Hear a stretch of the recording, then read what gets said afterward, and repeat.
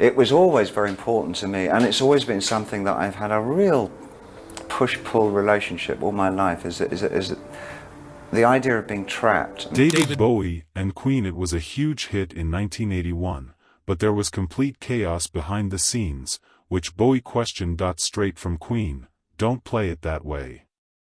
The final mix caused a lot of there was so much drama that Brian May quit the band. The stress was so high that even Bowie and King both played at Live Aid in 1985, but they never played together. Waited 14 years to play the song live. The real reason was kept secret until David Robert Jones was born in Brixton, London, on January 8, 1947. That winter was very cold. Pipes froze all over the city where his family lived. In a small apartment with only 2 rooms. His dad worked for a charity, and his mom was a waitress. It was a hard time for Britain. It was still shaking off but there was something unique about this boy, his neighbors said. He shared his birthday with some people who seemed to see more than others. Elvis Presley was born exactly 12 years earlier. That small fact would matter. More than anyone knew. David's family moved to Burnley when he was 6 years old. A quieter spot with neat homes and middle-class ideals. He got his own for the first time in his bedroom. At school, he was creative but easily sidetracked. Someone who taught him, Owen Frampton, said he had a crazy mind. On the weekends, David went to American rock records in a Medhurst shop. By the time he was 14, he had more than 200 of them. Rare and imported songs. He started his first band, the Conrads, during that year, 1962, they put on small shows for only £5. That changed his face for good. He fought over a girl, his friend. There was a lot of damage when George Underwood punched him in the eye. Hospital for months and then had surgeries that left her arteries forever dilated. People thought his eyes were different colors, but they weren't. That accident changed his life. It actually made his side vision better in that eye. Stranger still, Bowie said he had dreams while he was healing. He said that the dreams changed the way he saw the world. At that time, his mom gave him bought a plastic saxophone for 19 guineas and began classes with Ronnie Ross. He first heard Little Richard's Tutti Frutti in 1959. He played it. He said it 17 times in one sitting and called it a sacred moment. His room quickly changed into a small shrine to American rock and roll. Schoolwork was put on hold while he filled a lot of songs and chords in notebooks. His older half-brother Terry had a big effect on him. Terry had schizophrenia. But he made David's life better. He took him to dark jazz clubs in Soho and gave him David read 7 books by Jack Kerouac and Buddhist authors. Times and made notes all over it. He became crazy about a mime artist named Kemp and even had individual lessons with him. To pay for them, he worked on the weekends at a butcher shop. By 1963, he was trying out different makeup looks and outfits in his bedroom while using borrowed tape recorders to make his own songs.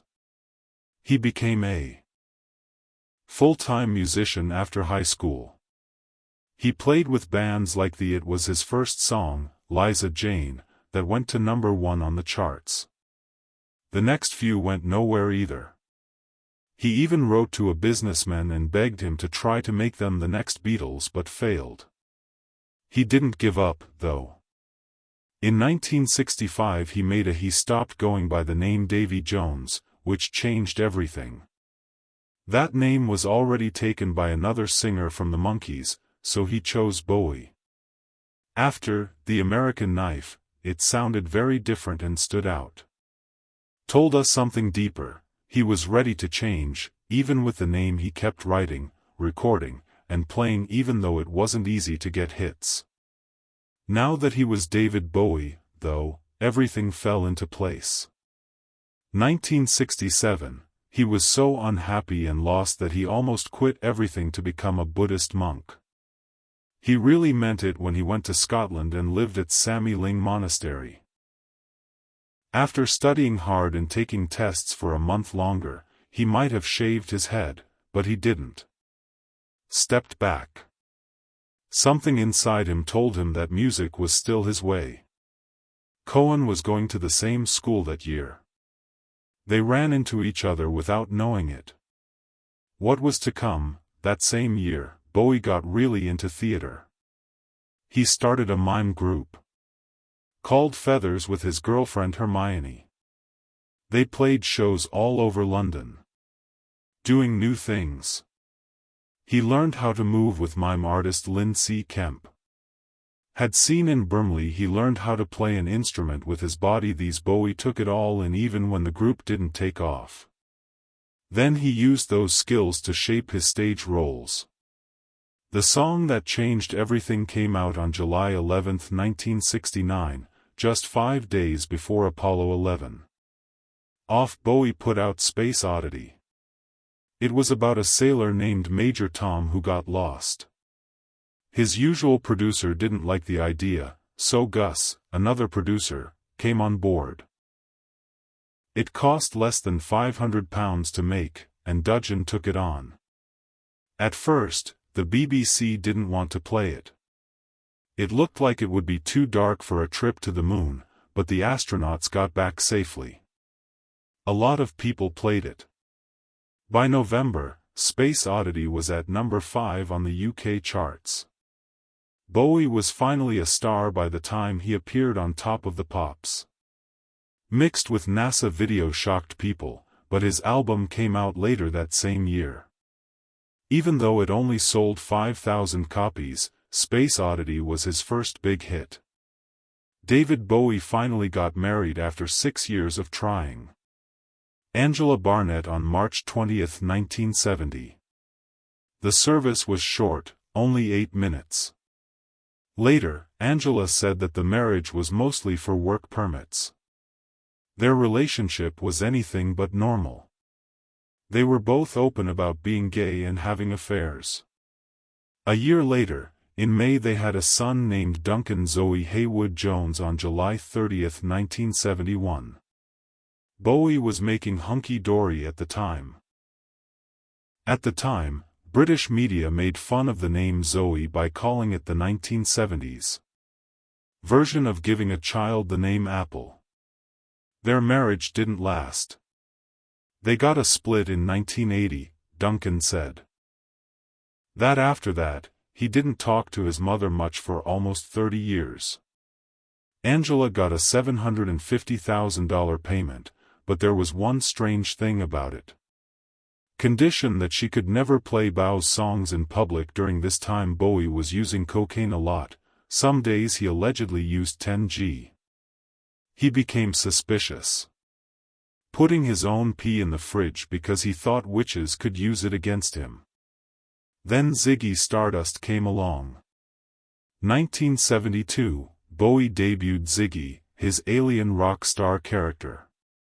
He had a red mullet and platform boots. It was brave, strange, and memorable. He first showed up as Ziggy in a small bar with only 60 people there. The idea wasn't a fluke. Bowie had looked at Andy Warhol's work in Japanese kabuki theater. He later said that Ziggy started writing his own songs because of how serious the change was. Bow's health got worse. He was only 95 pounds and was living on milk and while he was on tour, and his body almost gave out more than once. Matt the Hoople turned down Bowie's song, Drive-In Saturday, in 1972. Bowie cut off his eyebrows in a fit of rage. He had been awake for 72 hours. Told the photographer Mick Rock that he didn't remember doing it. Him without eyebrows, which made him look more alien. Fans then started copying the looks like the Hoople did take another Bowie song called All the Young Dudes. While it was their best hit, Bow's eyebrows never grew back the same. He had to mark them on your calendar for the rest of his life. On July 3, 1973, at the end of a show in London, Bowie did something very important. Told the crowd all of a sudden that it was the last show ever. Fans screamed and some passed out, but even his band didn't know it was going to happen. Guitarist Mick Ronson was so mad that he smashed a 7,000-pound guitar. The whole thing was caught on camera. RCA Records got scared and made an offer Bowie £1 million to stay as Ziggy, but he already knew what he was going to do next. An album had already presented him as his new name, Aladdin Sane. Released 3 months earlier. Bowie's manager asked him not to kill Ziggy because it was dangerous. Bowie was almost broke at the time, he only made 2% a month. Royalties, but his drug problem cost him £300 a day. In 18 months, Bowie had taken on 2 new names and changed the style of his music, and he went full soul with Young Americans in 1975, and he even sang on Soul Train, was one of the few white acts who ever did it. While Bowie moved forward with his 2 old friends were having a hard time. One worked as a gardener and the other sold his gear. Researchers at Harvard found that Bowie's move added £175 million to his earnings over a lifetime. Reinvention had worked by 1975, when Bowie gave up Ziggy's glam look. He liked soul and funk. In March, Young Americans came out and went gold. Fame was his first #1 song in the United States. He co-wrote it with John Lennon in just one day. That same year, he was in his first big movie. In The Man Who Fell to Earth, he played an alien who got lost in human vices. Bowie said the part had a big impact on him.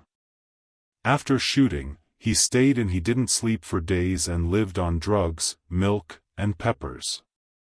Saw dreams, but things got worse. His drug use got out of hand. In 1976, he lost all control of his fear. He looked sick and gained a lot of weight. His music got worse, and he started saying strange things in public. Friends were scared because he was even praising fascists. He knew he had to get away, so he moved to Berlin with Iggy Pop. It's funny, but Berlin was the world's heroin center. Bowie made 3 records between 1977 and 1979. The Berlin trilogy is made up of Low Heroes and Lodger. He worked on it with Brian Eno and producer Tony Visconti. The sound was different, combining rock, computer music, and experimental music. Music Heroes was the only one that was made in Berlin from start to finish. Bowie was finally getting clean in France, Switzerland, and New York. Cleared his music changed, but these records didn't sell very well. They were some of his most well-known and admired work by 1980. He put out Scary Monsters and Super Creeps on to get back in touch with people. September 12, 2018, and it was a hit. It was his first #1 record in the UK in 6 years. In the US, it got to number 12. The lead song, Ashes to Ashes, became the song that sold the most copies, brought back Major Tom from space. Strangeness and showed him as a failed junkie. Fans saw it as Bowie facing his own problems. Demons. The video cost a lot of money and seemed strange. Bowie dressed as a clown in it. And a mental patient. RCA boldly pushed it, copied it a lot, but never actually made it. By the end of 1980, David Bowie had done something that not many artists had ever been able to do. Rose from Ziggy Stardust, almost killed himself with cocaine, changed his sound in Berlin, and came back. Back better than ever. It all began by accident in July 1981, when Queen was working on a song called Feel Like. They worked in their Montreux studio, but something wasn't quite right. At the same time, David Bowie was in the same studio as them recording vocals for the movie Cat People. They weren't meant to be there. Team up.